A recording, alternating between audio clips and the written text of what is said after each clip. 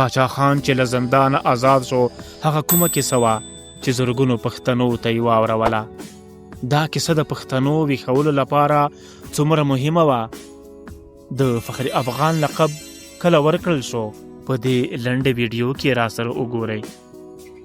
پاچا خان چې کله له زندانه آزاد شو نو څه موده وروسته یې د خپل قوم زرګونو کسانو ته داسې یوه وینا واوروله چې په ټولو باندې سخت اثر وکړ او د ټولو په زړونو کې یوه جذبه راولاړه شوه. د خلکو یو شور پورته شو او همدلته د فخر افغان لقب هم ورکړل شو. خان بابا د زرګونو راټولو شوو کسانو ته دا کیسه په لوړ غږ واوروله. ای پښتنو ورونو، په تاسې هم د هغه زمري ټوکه شوې کوم چې د ګډو یا میږو په منځ کې رالوی شوی و.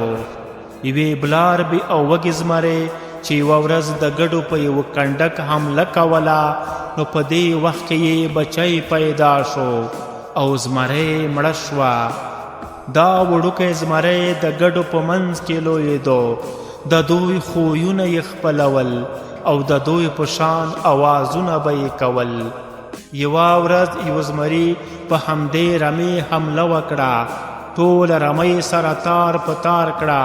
په دې وخت کې یې د ګډو په منځ کې یو زمری ولید چې هغه هم د ګډو سره یو ځای منډې وهي او د ګډو په شان نارې وهي.